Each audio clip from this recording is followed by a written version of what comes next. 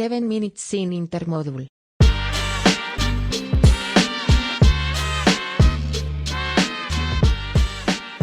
So here we are with episode 16, 7 minutes intermodal. And today we got Joseph Daniel, VP of Sales at GEGO. What's going on, Joseph?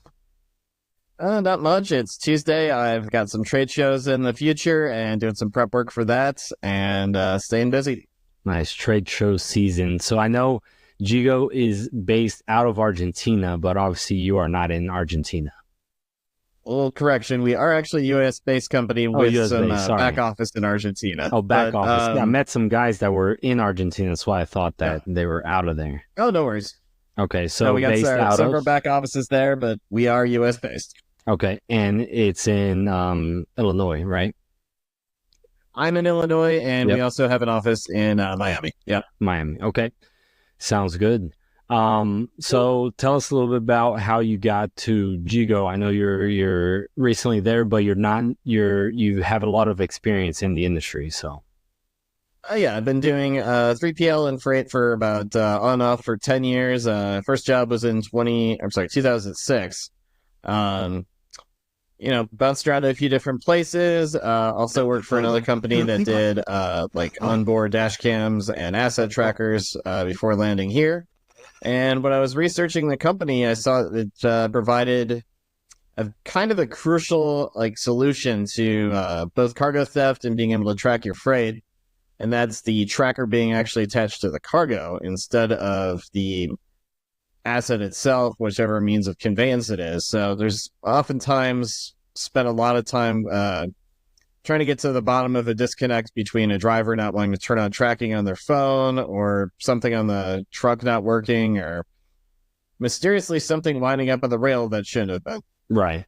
So I saw this as a solution, and I saw it could help me out quite a bit over the years. So that's one of the reasons I chose to seek that out.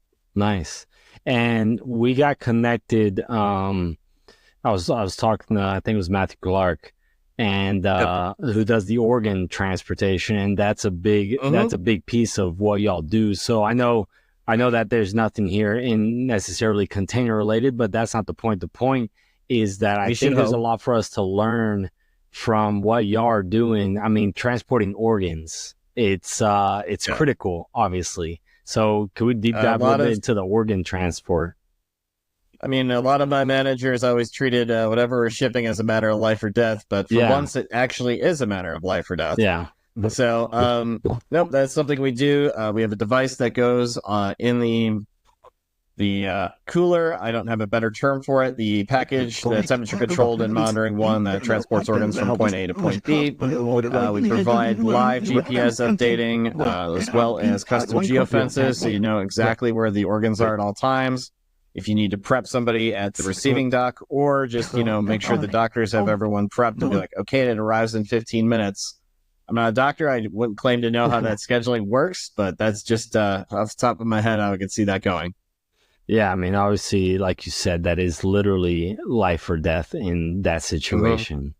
So it's amazing that the companies obviously have that trust in y'all's product. And like I said, I think there's a lot of learning to do there.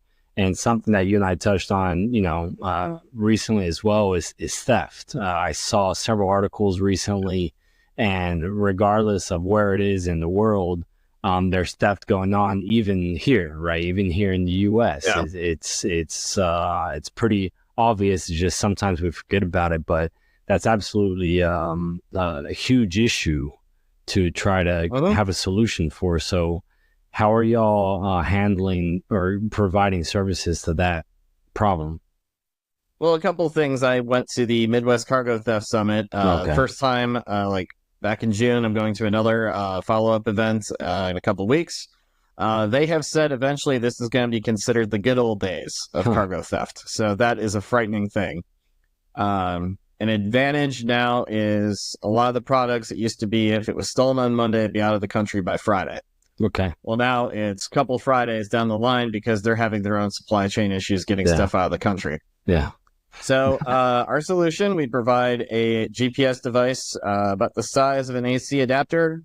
This one is live right now, and that's attached to the freight. So in the event of a major deviation from the assigned route or somebody reports something lost, the law enforcement can actually be shared with the GPS updating, and they can help recover the assets. And that is something, I mean, if they're stolen out of the truck, but the tracker's still in the box and they're in the middle of shipping it, breaking it down to a cross dock or something. Right. It's a great solution to help them out and increases your chance of recovering that. And I spoke to a couple law enforcement agencies, including an FBI agent who turned out to be my neighbor, a little frightening. But he was saying that, yes, onboard tracking is a great solution and actually can increase your chances of cargo theft recovery. And so you're saying, or they're saying at that summit that you went to, that it's going to get worse? It is, yes. People are getting more organized. There's a lot of things I'm probably, socioeconomic things that I don't really care to touch on too much, but the problems are growing in particular here, Texas, and the other one, obviously, LA. A lot of places that are connected to ports or a big focal point of travel, those are where people are targeting. Yeah, and I mean, we hear it all the time with the whole double brokering and such with the scams that go on, especially at the transloading. So that makes sense how y'all's is attached to the cargo itself, because during the transloading, that can go several different ways from one dry van or container or whatever it is. It could go in several different directions from one truck or one trailer. And then it hits two transloading or cross-dock facilities, and it turns into freight of all kind, and it's hard to find then. Interesting. Well, thanks for coming on for sure. And as I always mention, everybody comes on, we definitely would like to have y'all back, see what else y'all are working on.